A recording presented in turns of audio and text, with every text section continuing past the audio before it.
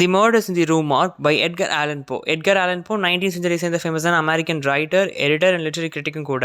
இவருடைய poems and short ஸ்டோரிஸ்லாம் mostly மிஸ்ட்ரிங்கிற கான்செப்ட் பேஸ் பண்ணி தான் இருக்கும். சில ஃபேமஸான போயம்ஸ் பார்த்தோம் அப்படின்னா the raven, Lenore, the sleeper, இது மூணுடைய ஃபேமஸான போயம்ஸ். இயர்லி அமெரிக்கன் லிட்ரேச்சரில் ஃபேமஸான மூமெண்ட்டாக இருந்த ரொமான்டிக் மூமெண்ட்டில் வந்து ஒரு முக்கியமான ரைட்டராக வந்திருக்காரு. ஷார்ட் ஸ்டோரிஸ் பாப்புலர் ஆகிறதுக்கு ஒரு முக்கியமான ரீசனாக வந்திருக்காரு எட்கர் ஆலன் போ. இவரை டிடெக்டிவ் ஃபிக்ஷனோட இன்வென்டர் அப்படின்னும் கன்சிடர் பண்ணுறாங்க. இப்போ நமக்கு ப்ரிஸ்கிரைப் பண்ணியிருக்க the murders in the Rue Morgue அப்படிங்கிற இந்த ஷார்ட் ஸ்டோரி வந்து கிரஹாம்ஸ் மேகசின் அப்படிங்கிற ஒரு மேகசினில் 1841 பப்ளிஷ் ஆயிருக்கு. இந்த ஷார்ட் ஸ்டோரியை வந்து ஃபர்ஸ்ட் மாடர்ன் டிடெக்டிவ் ஸ்டோரி அப்படின்னு ரெஃபர் பண்ணுறாங்க. அகஸ்ட் டுப்பின்னு ஒரு டிடெக்டிவ் இருக்கிறாரு பாரிஸில் உள்ள ஒரு ஸ்ட்ரீட்டில், ரூம் மார்க் அப்படிங்கிற ஒரு ஸ்ட்ரீட்டில் 2 கொலை நடக்குது. அம்மாவும் பொண்ணு இறந்துடுறாங்க. அந்த கொலை யார் பண்ணா அப்படின்னு சொல்லிட்டு அவர் கண்டுபிடிக்கிறாரு.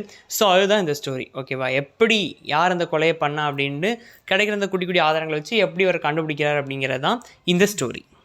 ஓகே, இப்போ இந்த ஸ்டோரியை சம்மரி பார்த்துடலாம். இந்த ஸ்டோரி வந்து நமக்கு ஒரு அன்னேம் நரேட்டர் தான் நரேட் பண்ணுறாரு. ஸோ ஃபர்ஸ்ட் எப்படி ஸ்டார்ட் பண்ணுறாரு அப்படின்னா அனாலிசிஸை பற்றி சொல்லி ஸ்டார்ட் பண்ணுறாரு. அனாலிசிஸ் எவ்வளோ முக்கியம், ஒரு பிரச்சனையை சால்வ் பண்ணுறதுக்கு அனாலிட்டிக்கல் மைண்ட் எவ்வளோ முக்கியம் அப்படின்னு சொல்லி ஸ்டார்ட் பண்ணுறாரு. அதுக்கு வந்து எக்ஸாம்பிள் என்ன சொல்கிறார் அப்படின்னா ஒரு செஸ் பிளேயோட ஸ்கில்லை சொல்கிறாரு. ஒரு செஸ் பிளேயோட ஸ்கில் எப்படி இருக்கும்னா, செஸ் விளையாடும்போது அந்த போர்டில் காயின்ஸ் எப்படி மூவ் பண்ணணும் அப்படின்னு ஃபுல் அட்டென்ஷன் அங்கே தான் இருக்கும். அடுத்த காயின் எப்படி மூவ் பண்ணணும், தென் புதுசாக மூவெல்லாம் அவங்க யோசிப்பாங்க. அவங்க எப்படி மூவ் பண்ணுறாங்க, நம்ம எப்படி மூவ் பண்ணணும்னு சொல்லிட்டு ஃபுல்லாக அது நல்லா அந்த போர்டை ஃபுல்லாக அந்த காயின்ஸ் போர்டு ஃபுல்லாக அப்சர்வ் பண்ணியிருப்பாங்க. நல்லா அட்டென்ஷனாக விளையாடுவாங்க.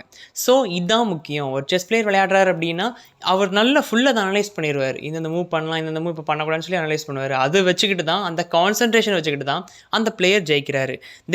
இதே மாதிரி இன்னொரு கேமையும் நிறைய ரெஃபர் பண்ணுறாரு. விஸ்ட்னு ஒரு கார்டு கேம். இது வந்து இங்கிலாண்டில் மோஸ்ட்லி விளையாடப்படுற ஒரு கார்டு கேம், ஒரு ட்ரிக்கியான ஒரு கார்டு கேம்.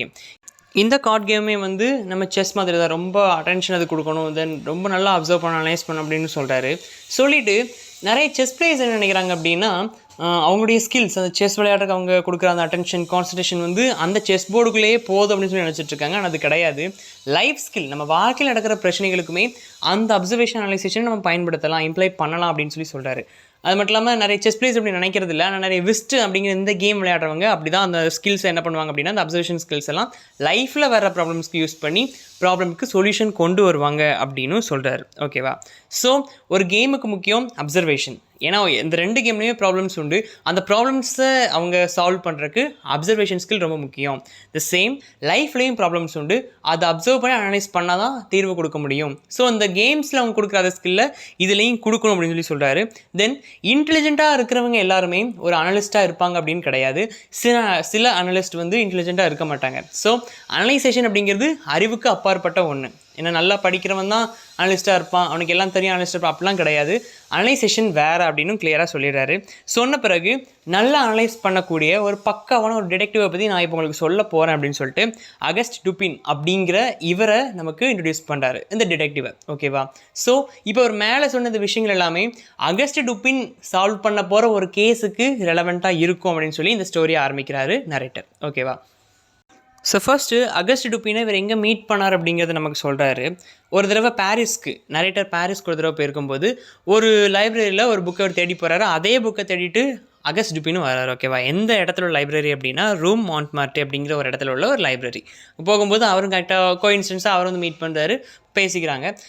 தென் ஃப்ரீக்வெண்ட்டாக 2 பேரும் இடத்துல மீட் பண்ணிக்கிறாங்க. நல்லா ஒரு ஃப்ரெண்டாகவுமே ஆயிடுறாங்க, 2 பேரும் ஃப்ரெண்ட்ஸ் ஆகிடுறாங்க. அதுக்கப்புறம் ஒரு நாள் நைட் நடந்து போயிட்டு இருக்கும்போது இவருக்கு, நம்ம நரேட்டருக்கு வந்து இந்த டிடெக்ஷன் இது மேலே இன்ட்ரெஸ்ட் இருக்கு இல்லையா, அந்த அனலிட்டிக்கல் மைண்ட் மேலே இன்ட்ரெஸ்ட் இருக்குது. ஸோ அதனால் டுப்பினை டெஸ்ட் பண்ணி பார்க்குற விதமாக நான் மனசில் ஒரு ஆக்டர் நினைக்கிறேன், நீங்கள் கண்டுபிடிப்பீங்க அப்படின்னு சொல்லிட்டு அந்த டுப்பின் கிட்ட கேட்குறாரு. நரேட்டர் வந்து பெருசாக எந்த ஒரு க்ளூஸுமே கொடுக்கல, அதை கரெக்டாக கண்டுபிடிக்கணுமா அந்த மாதிரி க்ளூஸ் எதுவுமே கொடுக்கல. ஜஸ்ட் நார்மலாக இந்த எப்படி ஒரு ஆக்டர்ப்பா அப்படின்னு கண்டுபிடிக்க பார்ப்போம் அப்படிங்கிற மாதிரி சொல்லிட்டு அவர் பாட்டுக்கு போகிறாரு. அப்போது டுப்பின் ஈஸியாக ஒரு மைண்ட் நினைக்கிற அந்த ஆக்டர், அவருடைய ஃபேவரட் ஆக்டரை கண்டுபிடிச்ச உடனே நரேட்டருக்கு ரொம்ப ஷாக். எப்படி கண்டுபிடிச்சோன்னு கேட்கும்போது அவர் சொல்கிறாரு, நான் வந்து உங்களுடைய சைகையெல்லாம் ரொம்ப அழகாக கவனித்தேன். என்னுடைய ஃபேவரட் ஆக்டர் கண்டுபிடிக்கலாம் அப்படின்னு நீங்கள் சொல்லும்போதே உங்கள் கண்ணில் இருக்கிற அந்த ஒரு பிரைட்டான ஒரு இது கண் அப்படியே பிரைட்டாச்சு. உங்கள் கை, உங்கள் முகத்தில் நான் நல்லா பார்த்தேன். நீங்கள் கொடுத்த அந்த குட்டி குட்டி ஆக்ஷன்ஸ் வச்சு இவராக தான் இருப்பார், நான் கண்டுபிடிச்சேன் அப்படின்னு சொல்லும்போது அப்படியே ஒரு ஷாக் இருக்குது. ஏன்னா பிகினிங்கில் அனாலிசிஸ் பற்றி கிளியராக சொன்னார் இல்லையா, அப்போ எவ்வளோ அழகாக டுப்பின் அனலைஸ் பண்ணதுனால இவருடைய ஃபேவரட் ஆக்டருக்கு அது ஒரு மனசு நினைச்சதை கண்டுபிடிக்க முடிஞ்சிருக்கு. ஸோ அது ஒரு நல்லா புரிஞ்சு போச்சு. தென் ஒரு நாள் நரேட்டரும் டுப்பினும் நியூஸ் பேப்பர் ரீட் பண்ணிட்டு இருக்காங்க. ரீட் பண்ணும்போது ஒரு பயங்கரமான ஒரு மர்டர் இன்சிடென்ட்டை பற்றி வாசிக்கிறாங்க. அந்த மர்டரில் இன்வால்வ் ஆன இறந்து போன 2 பேர் யார் அப்படின்னா மேடமெல் எஸ்பானே அண்ட் மேடமோய்ஸ்லி கெமிலி, அம்மாவும் பொண்ணும். இவங்க வந்து இந்த ரூம் மார்க் அப்படிங்கிற ஒரு ஸ்ட்ரீட்டில் ஒரு அப்பார்ட்மெண்ட்டில் வாழ்ந்துட்டுருக்காங்க. 4th ஃப்ளோரில் இவங்க அப்பார்ட்மெண்ட் இருக்குது, அங்கே வாழ்ந்துட்டுருக்காங்க. இப்போது நைட் ஒரு 3 மணி போல் திடீர்னு ஒரு அலறல் சத்தம் கேட்டிருக்கு இவங்க அப்பார்ட்மெண்ட் இருக்க பக்கத்தில் இருக்கிற நெய்பர்ஸ்க்கு. ஒரு 10 பேர்கிட்ட டப்புன்னு முழிச்சிட்டாங்க 3 மணிக்கு. முழிச்சு எங்கே சத்தம் கிடச்சுன்னு பார்த்துட்டு இவங்க ரூம் கதவு தட்டியிருக்காங்க. பட் உள்ளேருந்து ரெஸ்பான்ஸ் எதுவும் இல்லை. ஸோ நெய்பர்ஸ்லாம் போலீஸ் கால் பண்ணி போலீஸ்லாம் வந்து அந்த டோர் லாக்கை உடச்சி உள்ளே போய் பார்க்குறாங்க. பார்த்தா அங்கே வந்து இந்த கெமிலி அவங்க பொண்ணு இருக்கா இல்லையா, அவளை வந்து இந்த கொன்று சிம்னிக்குள்ளே புகுத்தி வச்சுருக்கு. கீழே கால் மட்டும் தான் தெரியுது, சிம்னிக்குள்ளே புகுத்தி வச்சுருக்கு. தென் பார்த்தா எல்லாம் செதறடிச்சு கிடக்குது, ஜன்னல் ஓப்பன் ஆகிருக்கு. ஓகேவா, தென் இந்த கொலைக்கு என்னென்ன எவிடன்ஸ்லாம் இருக்குது அப்படின்னு சொல்லி செக் பண்ணுறாங்க. செக் பண்ணும்போது அங்கே ஒரு நல்லா ரத்தம் படிஞ்ச ஒரு ரேசர் இருக்குது, ஒரு பூட்டு முடி இருக்குது, கிரே கலர் முடி இருக்குது. தென் ஒரு பேக் நிறைய பணம் இருக்குது. அடுத்து ஒரு ஓப்பன் டு சேஃப், அந்த வீட்டில் இருக்க சேஃப் வந்து ஓப்பன் ஆகிருக்கு. இதெல்லாம் அவங்க பார்க்குறாங்க. பார்த்துட்டு இன்னொரு விஷயமும் தெரியுது, இவங்க இந்த இன்சிடென்ட் நடக்கிறதுக்கு ஒரு நாளைக்கு முன்னாடி தான் ஒரு 4000 ஃப்ரான்சஸ் அவங்க பேங்க்லேருந்து வித்ட்ராவல் பண்ணி கொண்டு வந்து வச்சுருக்காங்க அப்படின்னு. பட் அது வந்து வீட்டில் தான் இருக்குது, யாரும் எடுத்துகிட்டு போகல. அப்போ கில்லர் வந்து பணம் எடுக்கிறதுக்கு வரல அப்படின்னு சொல்லி கண்டுபிடிச்சிடுறாங்க. இப்போ பார்த்துட்டு இருக்கும்போது அந்த பொண்ணை சிம்னிக்குள்ளே பூத்தி வச்சிருக்காள். ஆனால் அவங்க அம்மாவை காணுன்னு சொல்லிட்டு பார்க்குறாங்க. விண்டோ ஓப்பனாக தானே இருக்குது. ஸோ எட்டி பார்க்குறாங்க. பார்க்கும்போது அவங்க அம்மாவோடைய அந்த டெட் பாடி வந்து கோர்ட் யார்டில் கிடக்குது. உடனே எல்லோரும் அந்த டெட் பாடி எடுத்து அங்கே எதுவும் தடையாக இருக்கான்னு சொல்லி பார்க்க போகும்போது அவங்க அம்மா டெட் பாடி எடுக்கிறாங்க. எடுக்கும்போது தலை துண்டை விழுந்துருது, எடுக்கும்போது தான். ஓகேவா, ஸோ அந்த அளவு ஹார்ஷாக அந்த ரேசரை வச்சு காராகாரன்னு கழுத்தை அறுத்துருக்காங்க. அதை பார்த்த உடனே அப்படியே மிரண்டாங்க அதை சுற்றி இருந்த போலீஸ்காரங்களும் நெய்பர்ஸும். ஸோ டெட் பாடியில் தலை தனியாக போயிடுச்சு, முண்டை தனியாக வந்துடுச்சு. இப்போ எல்லாம் எடுத்துக்கிட்டாங்க. ஸோ இவ்வளோ தான் இவங்களுக்கு இருக்கிற அந்த எவிடன்ஸ். அந்த மர்டர் ஸ்பாட்டில் வீடு ரொம்ப நாஸ்டியாக கிடக்குது. உள்ளே லாக் ஆகியிருந்துருக்கு டோரு, விண்டோ மட்டும் தான் ஓப்பன் ஆகிருந்துருக்குது. விண்டோவுமே வந்து லாக் பண்ண விண்டோவாக தான் இருந்திருக்கு. யாரோ ஹார்ஷாக ஓப்பன் பண்ணியிருக்காங்க விண்டோவை. அது வழியாக சஸ்பெக்ட் வந்திருக்கான், இன்னும் எஸ்கேப்பும் ஆயிருக்கான். ஸோ இவ்வளோதையும் ஆரம்பிச்சிட்டாங்க. வந்த கொலகாரம் வந்து பணத்துக்காக வரல அப்படிங்கிறது தெரிஞ்சு போச்சு. ஏன்னா பணத்தை எடுக்கலாமே, ஓப்பன் ஆகிருக்கு, பட் பணத்தை எடுக்கலன்னு கண்டுபிடிச்சிட்டாங்க. ஸோ இப்போ போலீஸ் வந்து குழப்பத்தில் இருக்காங்க, யார் அந்த மர்டராக இருக்கும் அப்படின்னு. இந்த நியூஸை வந்து டுப்பினும் நம்ம நரேட்டரும் வாசிக்கிறாங்க. இந்த அடுத்த நாள் நியூஸ் பேப்பர்லேயே இந்த கேஸில் அடுத்து கண்டுபிடிச்ச விஷயங்களெல்லாம் போட்டிருக்காங்க. அதையுமே நிறைய டுப்பினும் வாசிக்கிறாங்க. அதில் என்ன கொடுத்துருக்குன்னா, இந்த மர்டர் டைமில் அந்த அலறல் சத்தம் கேட்டு தானே பக்கத்து நெய்பர்ஸ்லாம் முழிச்சு வந்து பார்த்தாங்க. அப்போ வந்து 2 வாய்ஸை கேட்டிருக்காங்க நெய்பர்ஸ் எல்லாரும். ஒரு வாய்ஸ் வந்து சம்திங் ஒரு ஃப்ரெஞ்ச் மேனோட வாய்ஸ் மாதிரி இருந்திருக்கு. இன்னொரு வாய்ஸ் வந்து சரியாக இவங்க யாருக்கும் கண்டுபிடிக்க முடியல. அது ஒரு ஒரு ஆண் வாய்ஸாக பெண் வாய்ஸ்னு கண்டுபிடிக்க முடியல. த சேம் எந்த நாட்டுக்காரன் வாய்ஸ்னுமே கண்டுபிடிக்க முடியல. மேபி ஒரு ஸ்பானிஷ் மேனாக இருக்கலாம்னு சொல்லி ஒரு ஸ்பெகுலேஷன் எல்லாருக்கும் இருக்குது. பட் கன்ஃபார்மாக அவன் வந்து இந்த மொழி தான் பேசினா, இந்த மொழியில் தான் கத்தனா, அப்படி யாருக்குமே தெரியல. அது ஒரு ஆண் வாய்ஸாக பெண் வாய்ஸானு தெரியல யாருக்குமே. ஓகேவா, ஸோ ஒரு ஃப்ரெஞ்ச் வாய்ஸு, இன்னொன்று மேபி ஒரு ஸ்பானிஷ் வாய்ஸாக இருக்கலாம்னு சொல்லிட்டு அந்த நெய்பர்ஸ்லாம் ரிப்போர்ட் பண்ணியிருக்காங்க. தென் அதுக்கடுத்து அந்த 2 டெட் பாடிஸையும் வந்து போஸ்ட்மார்ட்டம் பண்ணியிருப்பாங்க இல்லையா, ஸோ அந்த ரிப்போர்ட் வந்திருக்கு. அதை பற்றினதுமே அந்த நியூஸ் பேப்பரில் கொடுத்துருக்கு. நெக்ஸ்ட் நியூஸ் பேப்பரில் அதையும் வாசிக்கிறாங்க. இதில் வந்து கெமிலி எப்படி இறந்துருக்கா, அந்த சிம்னிக்குள்ளே முக்கி கொல்லப்பட்ட அந்த பொண்ணு எப்படி இருந்திருக்கு அப்படின்னா, கழுத்தை பிடிச்சி சஸ்பெக்ட் நெரிச்சிருக்கான். அந்த கொலகாரன் கழுத்தை பிடிச்சி நல்லா நெரிச்சிருக்கான். நெரிச்சு அதுக்குள்ளே புகுத்தியிருக்கான். நல்லா கழுத்தை நெரிச்சு கொன்னுட்டு அவளை புகுத்தியிருக்கான். அதுக்கடுத்து இந்த அம்மா மேடம் எஸ்பைனை வந்து நல்லா அடி வாங்கியிருக்காங்க. அது மர்டர்கிட்ட அடி வாங்கிட்டு அந்த ஒரு ஸ்ட்ராங்காக அந்த ரேசரை வச்சு கழுத்தெல்லாம் கரகரன்னு அழுத்து தூக்கி அதில் யாரோ வெளியே ஃபோர்ஸாக வீசியிருக்காங்க அப்படிங்கிறதெல்லாம் இந்த மர்டர் போஸ்ட்மார்ட்டம் ரிப்போர்ட்டில் தெரிய வருது. தென் அன்றைக்கி ஈவினிங் வந்து நியூஸ் பேப்பரில் இந்த கேஸில் இன்னொரு டெவலப்மெண்ட்டை போட்டிருக்காங்க. என்ன அப்படின்னா, அடால்ஃப் லீ பான் அப்படிங்கிற ஒரு பேங்க் கிளர்க்கை வந்து இந்த கேஸ் சம்மந்தமாக அதை அவன் தான் மர்டர்னு சொல்லி போலீஸ் அரெஸ்ட் பண்ணிட்டதாக போட்டிருக்காங்க. இதை பார்த்த உடனே நம்ம டுப்பினுக்கு ரொம்ப ஷாக். ஏன்னா வந்து அந்த அடால்ஃப் லீ பான் அப்படிங்கிற அந்த பேங்க் கிளர்க் வந்து ஒரு தடவை நம்ம டுப்பினுக்கு ஒரு ஹெல்ப் பண்ணியிருப்பார். அவர் எதுக்கு அரெஸ்ட் பண்ணியிருப்பாங்க அப்படின்னா, அந்த மர்டருக்கு முந்தின நாள் தான் கொஞ்சம் கோல்டு காயின் எடுத்து இந்த அம்மா கொடுத்துருப்பார், இந்த மேடம் எஸ்பைனைக்கு கொடுத்துருப்பாரு. ஸோ அவர் ஒருத்தர் மட்டும் மேலே தான் சந்தேகம் இருக்குன்னு சொல்லிட்டு இந்த கேஸை முடிக்கணும். ஏன்னா ரொம்ப கஷ்டமாக இருக்குது, யார் கில்லர்னே கண்டுபிடிக்க முடியல அப்படிங்கிறதுக்காக முடிக்கிறதுக்காக அடால்ஃப் லீ பானை அவங்க அரெஸ்ட் பண்ணிடுறாங்க. தெரிஞ்ச உடனே இவருக்கு ரொம்ப ஒரு கோவம் வந்துடுது. சரி எப்படியாவது அவனை காப்பாற்றணும்னு சொல்லிட்டு இந்த கேஸ் மேலே இவருக்கு இப்போ ஒரு இன்ட்ரெஸ்ட் வருது. ஸோ போலீஸ்ட்டு போய் பெர்மிஷன் கேட்குறாரு. நான் டிடெக்டிவ் நான் கண்டுபிடிக்க எடுத்தோன்னே ஓகே உங்கள் விஷயத்தை பார்த்துக்கோங்க அப்படின்னு சொல்லி அவங்க விட்டுறாங்க. இவருமே இந்த கேஸில் இன்வால்வ் ஆகிற இருப்போம். ஓகேவா, ஸோ ஃபர்ஸ்ட் போய் இந்த க்ரைம் சீனெல்லாம் பார்க்குறாரு. இவருக்கு என்ன குழப்பம் அப்படின்னா, இந்த கதவை வந்து திறந்து உடச்சவர் வரல, கதவு உள்ளே லாக் ஆகிருக்கு. ஸோ விண்டோ வழியாக தான் வரணும். அந்த வீட்டுடைய செட்டப் பார்த்தோம் அப்படின்னா விண்டோ வழியாக வர்றது ரொம்ப ஒரு சாதாரணமான விஷயம் கிடையாது, ரொம்ப ஒரு கஷ்டமான விஷயம். நார்மலாக ஒரு மனுஷன் வேகமாக ஏரியாவில் வர அளவுக்குலாம் அப்படி ஒரு ஈஸியாக வர ஒரு இடம் மாதிரியும் இல்லை அது. ஸோ எப்படி இவர் வந்திருக்க முடியும் அப்படின்னு சொல்லிட்டு இவருக்கு ரொம்ப ஒரு குழப்பமாகவே இருக்குது. அது மட்டும் இல்லாமல் ரொம்ப கொடூரமான கொலை இல்லை, அது ஒரு மனுஷன் கொண்ட மாதிரியே இல்லை. இப்படி இருக்கும்போது இவருக்கு ரொம்ப அந்த கேஸ் மேலே ஒரு இன்ட்ரெஸ்ட் இருக்குது, ரொம்ப மிஸ்ட்ரியாகவும் இருக்குது இந்த கேஸ். அதனால் இந்த கேஸை அவர் எடுத்துக்கிறாரு. நிறைய விஷயங்களை அவர் தேடியும் பார்க்குறாரு. டுபின் சில விஷயங்களை அனலைஸ் பண்ணும்போது என்ன கண்டுபிடிக்கிறார் அப்படின்னா, இது வரைக்கும் நடக்காத ஒரு வித்தியாசமான ஒரு கொலை நடந்திருக்கு. இது ஒரு சாதாரணமான கொலையா தெரியல. ரொம்ப மிஸ்ட்ரியா இருக்கு அப்படின்னு சொல்லி கண்டுபிடிச்சிட்டு, அந்த வாய்ஸ் கேட்டத சொன்னாங்க இல்லையா? ஸோ அந்த நெய்பர்ஸ்லாம் விசாரிக்கிறாரு. அப்ப அவரு அவங்க கிட்ட கேட்டது மூலமா, ஏன்னா அவங்க அந்த வாய்ஸ கேட்டவங்க அந்த பக்கத்து வீட்டு நெய்பர்ஸ் தான்.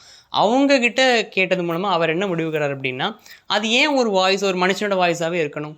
நார்மல் ஒரு சவுண்டு தான் அவங்களுக்கு கேட்டிருக்கு. ஏதோ ஒரு சவுண்டு தான் கேட்டிருக்கே தவிர, ஒரு ஆளோட வாய்ஸ் இல்ல. சம்திங் ஒரு ஸ்ட்ரேஞ்ச் சவுண்டு கேட்டிருக்கு அப்படின்னு இவர் ஒரு கன்ஃபர்மேஷனுக்கு வராரு. So just a sound. அது என்ன சவுண்டுன்னு கண்டுபிடிச்சா ஒரு க்ளூ கிடைக்குங்கிற எண்ணத்துல இவர் இருக்கிறாரு.